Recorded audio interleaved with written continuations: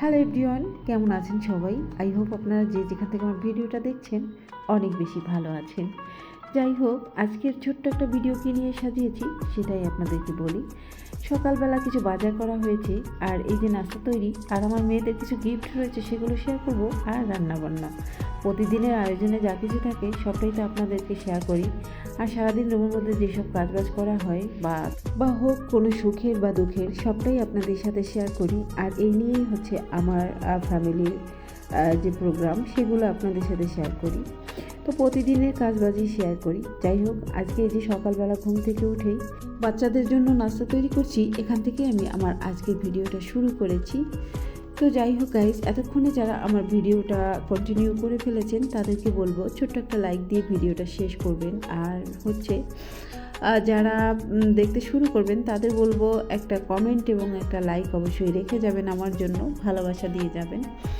তো এই যে দেখুন, আমার মেয়েরা হচ্ছে কিছু গিফটস পেয়েছে খেলাধুলা করে।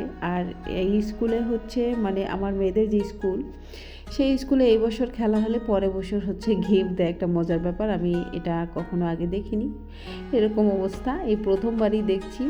আর এখানে এসে অভ্যস্ত হয়ে গেছি। আমরা তো ছোটোবেলায় খেলাধুলা করতাম স্কুলে, যখন খেলতাম তার পরপরই হচ্ছে গিফট দিয়ে দিত।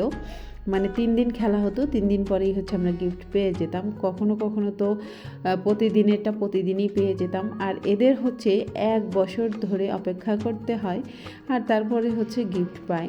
আমার মেয়েটা হচ্ছে চ্যাম্পিয়ন হয়েছে, তো সে হচ্ছে 3টা গিফট পেয়েছে। মেজো মেয়েটা 2টা, ছোটো মেয়েটা হচ্ছে 1টা পেয়েছে। তো যাই হোক, অনেকগুলো গিফট কিন্তু প্রতি বছরই চলে আসে আমার রুমে। এরপরে কিছু বাজার আনা হয়েছে, মরিচ, আলু সবই এনেছে তোমাদের দাদা আগে।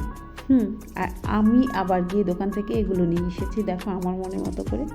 এই যে বাজারটুকু দেখতে পাচ্ছ, এতটুকু আমি করেছি। মরিচ এনেছে ঝাল না, তো আমি কাঁচা মরিচ খাই ভাতের সঙ্গে, সেই কারণে আমি অল্প কিছু মরিচ নিয়ে এসেছি। ফ্রিজে মরিচ রয়েছে, তারপরেও ঝাল মরিচ। শাক পেয়েছিলাম, শাক নিয়ে এসেছি। আর এই যে বাজারগুলো তোমাদের দাদা এনেছে। আর আলুর কথা বলবো কি, 4 কেজি আলু নিয়ে এসেছে।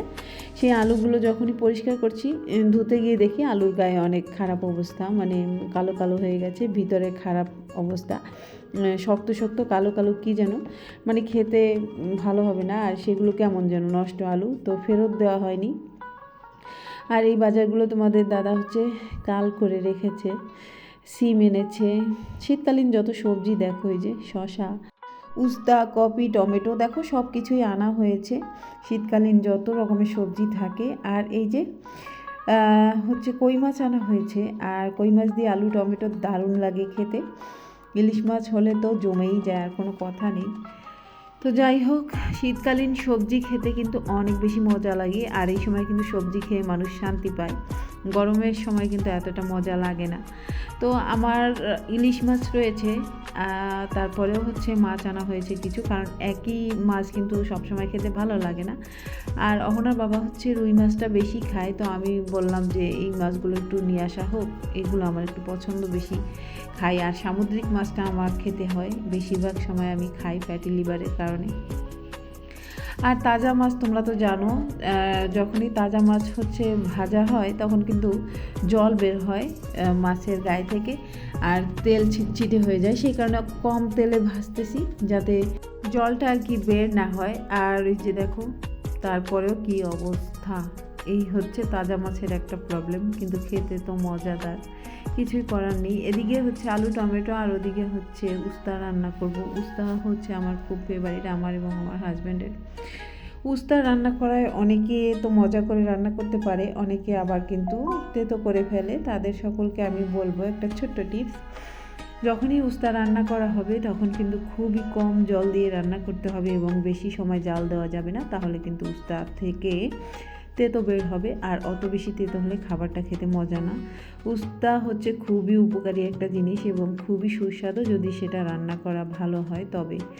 আর যারা রান্না করতে পারে না ভালোভাবে, মানে তেতো করে ফেলে, সেই খাবারটা কিন্তু একেবারেই অখাদ্য। যাই হোক, এদিকে আমার মেয়েদের পছন্দের খাবারও হয়ে যাচ্ছে আলু টমেটো, আমিও খাবো, আমারও খুব ফেভারিট। তো আমার হাজব্যান্ড খুব একটা পছন্দ করে না। আর এদিকে শাক ভাজি, যেটা আমাদের সবার প্রিয়, যদিও আমার মেয়েরা খুব একটা খায় না, কিন্তু এই শাকটা ভাজি করলে মোটামুটি খায়। তো হয়ে গেছে আমার আজকের রান্না বান্না। আমি এখন তোমাদের কাছ থেকে বিদায় নেবো। Tata, bye bye.